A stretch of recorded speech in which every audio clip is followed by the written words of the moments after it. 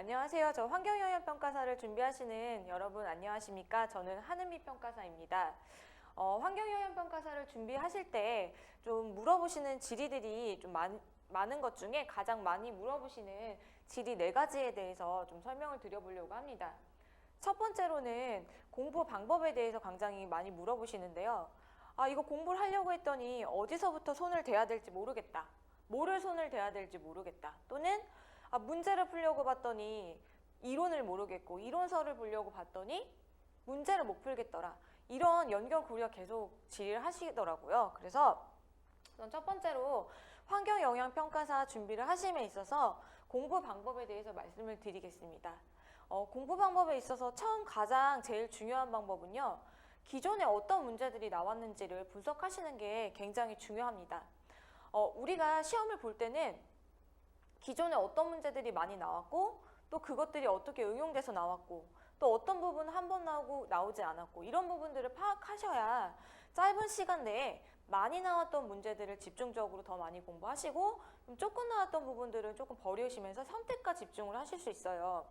저희가 시험을 준비하면서 정말 100만큼 내가 준비를 해서 합격을 할 수 있다 이렇게 생각하시지만 사실 그렇진 않거든요. 출제자분들이 출제를 많이 내시는 건 출제자분들이 그 부분이 정말 중요하다고 생각하시기 때문에 그 부분들에 대해서 문제가 출제의 경향이 더 많이 나오는 겁니다. 그래서 어떤 문제들이 많이 나왔고 또 어떤 문제들이 적게 나왔는지 그리고 현재 이슈가 됐는데 아직 문제가 나왔는지 안 나왔는지 이런 것들을 좀 검토해 보시는 것들이 굉장히 중요한 방법이기 때문에 가장 중요하신 건 첫 번째로 우리 기존에 여태까지 시험 봤던 모든 문제들이 어떤 문제들을 나왔는지를 분석하시는 게 가장 중요합니다.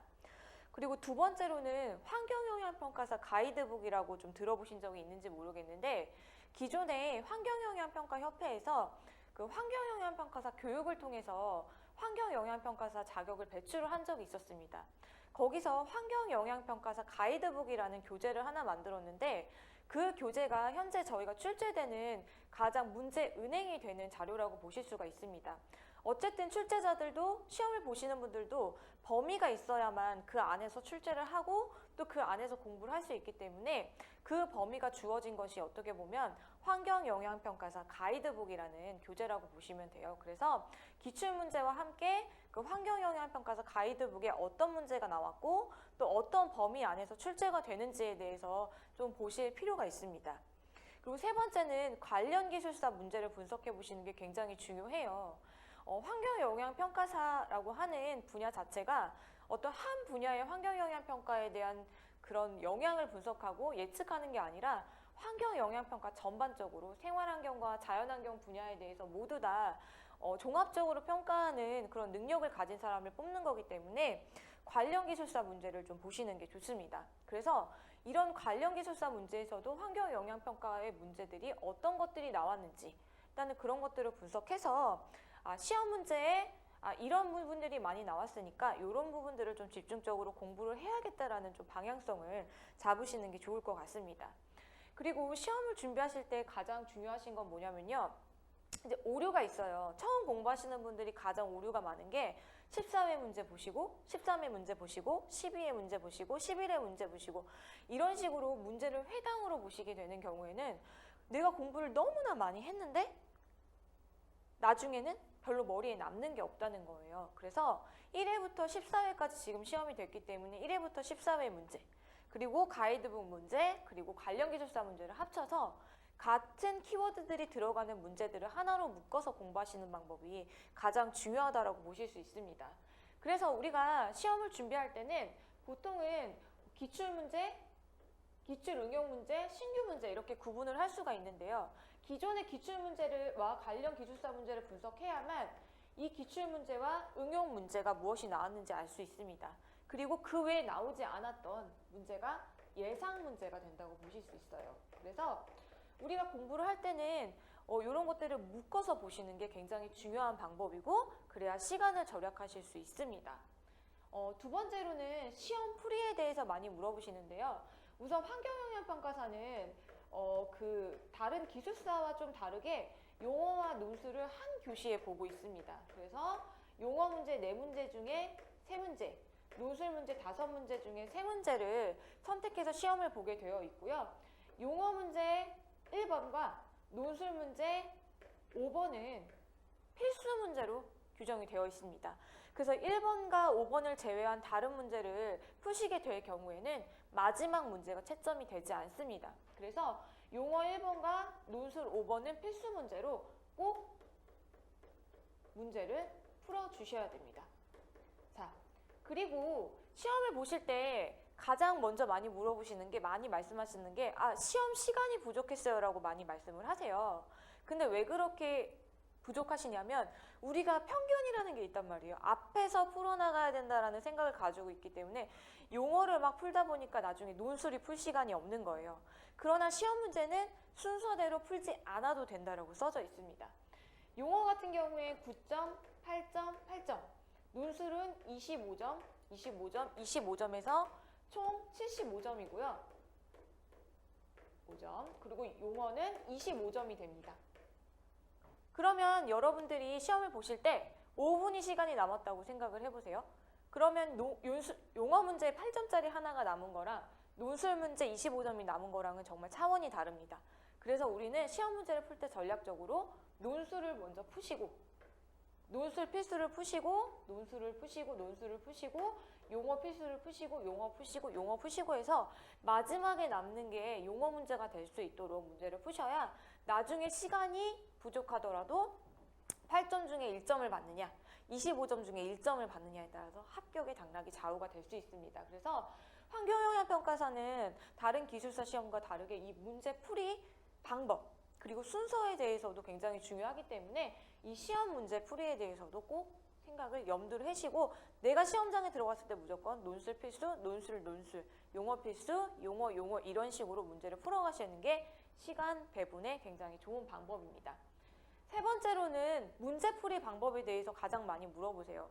용어를 어떻게 풀어야 되는지 모르겠다. 논술을 어떻게 풀어야 되는지 모르겠다. 이렇게 굉장히 많이 물어보시는데, 사실 용어와 논술은 조금 풀이 방법이 다르다고 보시면 될 것 같아요. 그래서 우리가 100분이라는 시간 안에 용어 3문제, 논술 3문제를 풀기 위해서는 적정 시간 배분을 하셔서 푸셔야 되고요. 보통 용어는 1페이지, 논술은 3페이지를 풀게 되어 있습니다. 또 용어는 한 문제당 한 페이지, 논술은 한 문제가 3페이지씩 하면 총 12페이지 정도로 풀이가 된다고 보시면 될 것 같고요. 용어 같은 경우는 한 페이지밖에 없기 때문에 문제에서 물어본 내용을 직접적으로 써주시는 게 가장 중요합니다. 반면에 논술 같은 경우에는 용어에서 물어본 직접적인 그 구체적인 내용, 뭐 정의다, 개념이다, 문제에서 물어본 걸 정확하게 써주되 앞뒤에 부연 설명을 써주시는 게 굉장히 중요해요. 근데 갑자기 다른 데서 막 가져오는 게 아니라 관련된 내용을 앞뒤로 붙여주시는 게 가장 중요합니다. 그래서 논술에서 점수를 많이 받기 위해서는 4번에 개선 방안이나 발전 방향 같은 걸 적어주셔서 플러스 알파 점수를 받는 게 가장 중요한 방법이라고 보시면 돼요.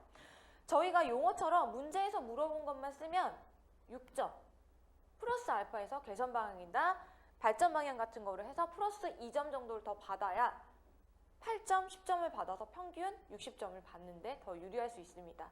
그래서 용어 같은 경우는 문제에서 물어본 걸 정확하게, 논술 같은 경우에는 문제에서 물어본 걸 정확하게 쓰되 부연 설명, 뭐 도입 효과라던가 기능이라던가 배경이라던가, 그리고 문제에서 물어본 걸 써주시고 마지막에 개선 방향, 발전 방향을 써주셔서 마무리를 해주시는 게 가장 중요합니다.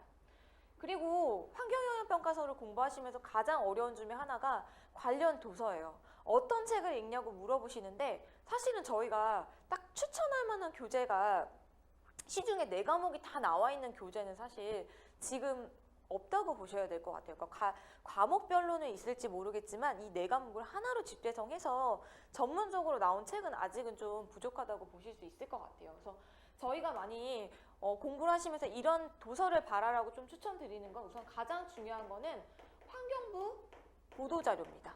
그래서 정책 같은 경우에는 환경정책 시간에는 이 보도자료를 누가 가장 잘 보느냐, 그리고 최신에 어떤 것들이 많이 나오느냐를 캐치하시는 분들이 문제를 잘 아실 수 있어요. 그리고 두 번째로는 KI 보고서. KEA에 나오는 연구 보고서들을 좀 많이 봐주시면 좋고요. 그 다음에 저는 조금 도움을 많이 받았던 게 그 환경정책론이라는 책이 있습니다. 이 정책론이라는 책을 도움을 좀 많이 받았고요. 환경정책에 관련된 기본적인 이론은 이 환경정책론, 변병설 씨가 쓴 환경정책론이 있는데 이 책을 조금 많이 도움을 받았기 때문에 이 책을 좀 추천드리고, 마지막으로는 저희가 제도실무는 사실은 환경영향평가법 그리고 관련된 지침이나 가이드라인에서 나오기 때문에 법과 지침을 봐주시는 게 좋습니다. 그러나 법과 지침을 보실 때도 가장 중요한 건 최근에 어떤 지침들이 개정됐느냐, 그리고 최근에 어떤 법들이 개정됐느냐를 좀 집중적으로 봐주시는 게 좋을 것 같아요. 그래서 저희가 환경영향평가사 준비를 하실 때 좀 궁금해하시는 Q&A 몇 가지 질의에 대해서 좀 집중적으로 설명을 드렸습니다.